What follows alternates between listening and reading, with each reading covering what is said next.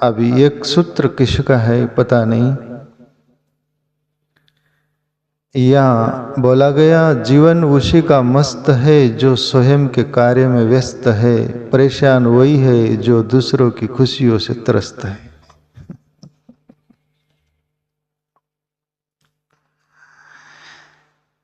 और रिपीटिशन कर दो, पुनरुक्ति। जीवन उसी का मस्त है जो स्वयं के कार्य में व्यस्त है, परेशान वही है जो दूसरों की खुशियों से त्रस्त है।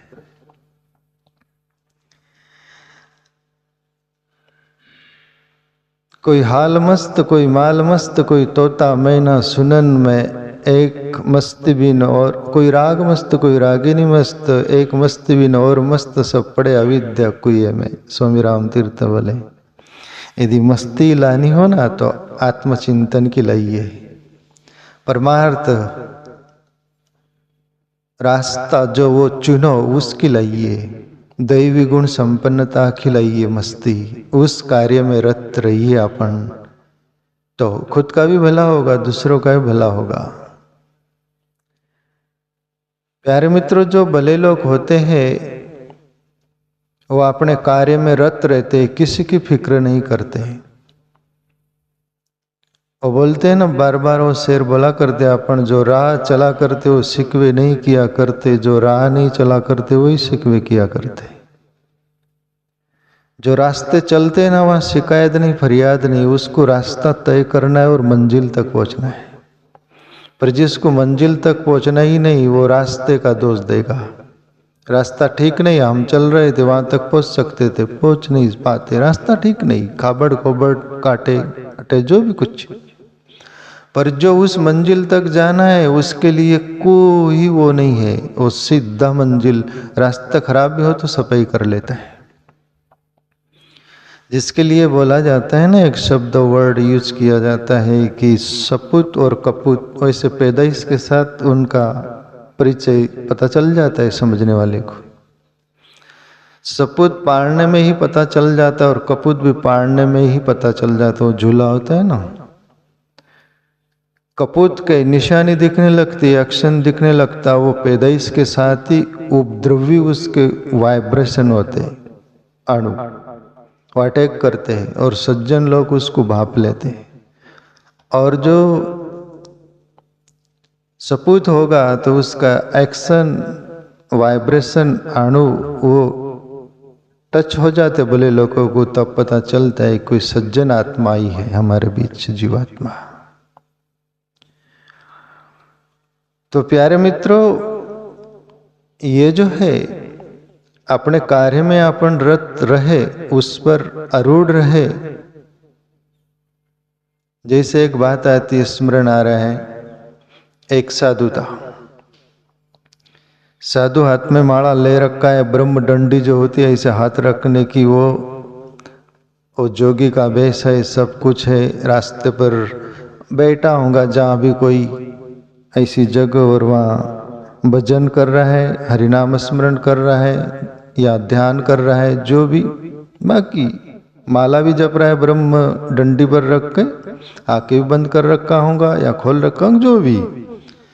इतने में कोई एक प्रेषी प्रेमिका उसके प्रेमी के लिए बहुत तेजी से भागते हुए आ रही होती है, और ये साधु रास्ते पर बैठा हुआ है, उसको कोई भान नहीं। ऐसी भागती हुई आ रही थी तो साधु कुलांडी खा गया और ब्रह्म डंडी नीचे गिर गई, माला 10 फीट चली गई उधर, और साधु चिमटा लिया हाथ में गुरान की लंडी।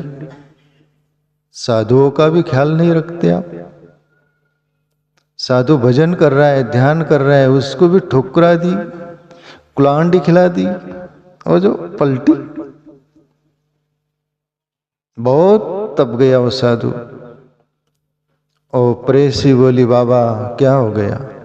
बोले क्या हो गया, इतना सारा हो गया और क्या होने को बाकी हो गया, दिख नहीं रहा मेरा क्या हो गया? माला वो पड़ी किधर, ब्रह्मडंडी किधर, मैं किधर, भला चंगा बेटा मैं तेरा बिगाड़ा क्या? तो वो प्रेसी प्रेमिका बोली, बाबा मैंने भी आपका बिगाड़ा क्या? कमाल है, बिगाड़ कर भी बिगाड़ा हुआ नहीं दिख रहा है आपको, तो भाई है कि क्या है? बाबा मुझे मालूम नहीं क्या हुआ, तू मुझे ये ठोकरे मार दी सब कुछ, तुझे कोई दिखता नहीं। बाबा मुझे मेरा प्रेम ही दिख रहा है, मुझे दुनिया भी नहीं दिख रही, आप भी नहीं दिख रहे, कोई नहीं दिख रहा, मुझे मेरा प्रेम ही मंजिल है, मैं वहां भागते हुए जा रही हूँ, रास्ते में आप बैठे मुझे मालूम नहीं।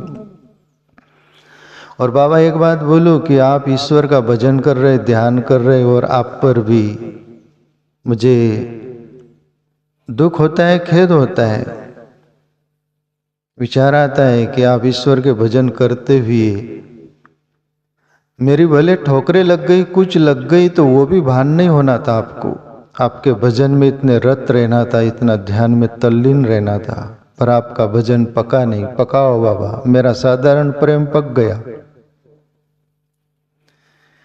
तो जो राह चला करते ना, वहाँ शिकवे शिकायत कुछ नहीं होती, वो अपनी मंजिल दिखती उसको, फिर आध्यात्मिक जीवन हो कि बाह्य जगत का जीवन हो प्यारे मित्रों। इसलिए ये शेर जो है किसी का, और बोलते जीवन उसी का मस्त है जो स्वयं के कार्य में व्यस्त है, परेशान वही है जो दूसरों की खुशियों से त्रस्त है।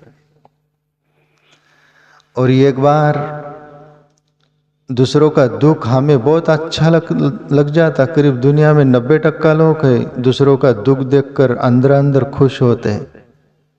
बाहर से फॉर्मेलिटी निभाते हैं लोकाचार के, अरे ऐसा नहीं होना था, ये नहीं, पर अंदर से बोलो तो ये कम हुआ, ये ज्यादा होना था।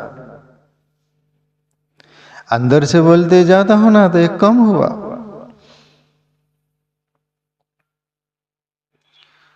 दूसरों का दुख हम कितना मीठा मीठा अंदर से सह लेते और खुश होते, किसका सुख देखकर क्यों नहीं होते। दुनिया में किसी का सुख क्यों नहीं सहा जाता। हर बात से मेरा भी जीवन का अनुभव है, पशु पक्षी से लेकर मनुष्य तो बावचेल व्यक्ति है। बावचेल का अर्थ होता है बचकाना प्रवृत्ति का,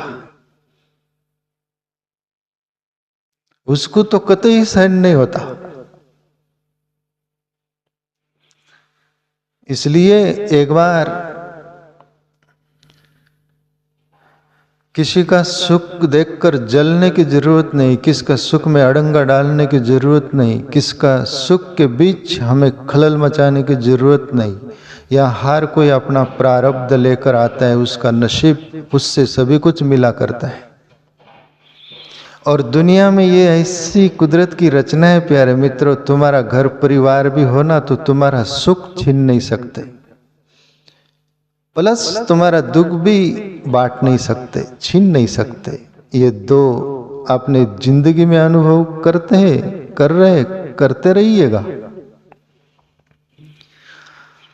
उसके प्रारब्ध के नसीब से जो मिला है ना, उसको कोई भी छीनने में परमात्मा भी सक्षम नहीं। वो फ्रीडम देते हैं, आपका जो है वो आपका है।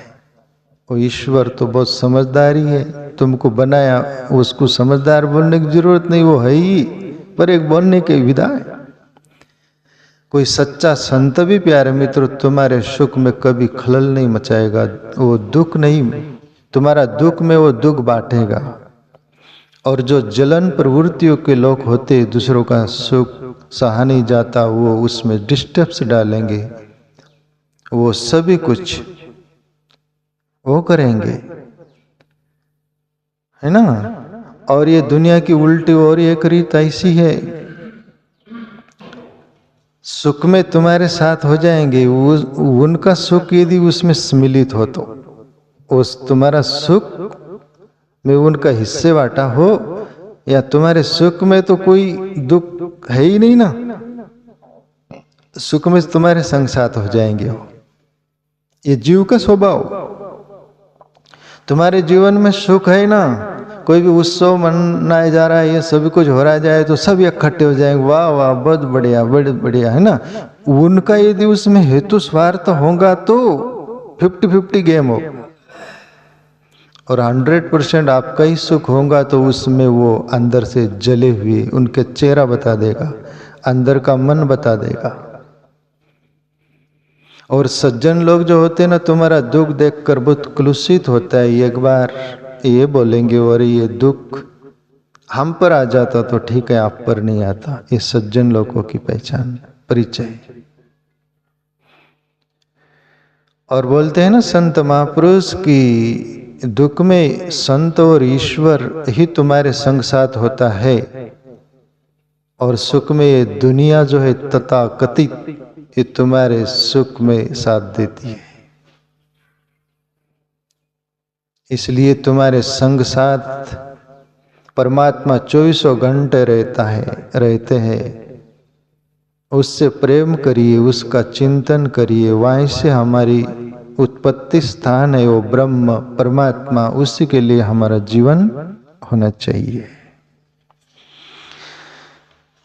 तो वो एक शेर बोलते हुए ये इसको मैं समापन करूं, ये विषय को थोड़ा।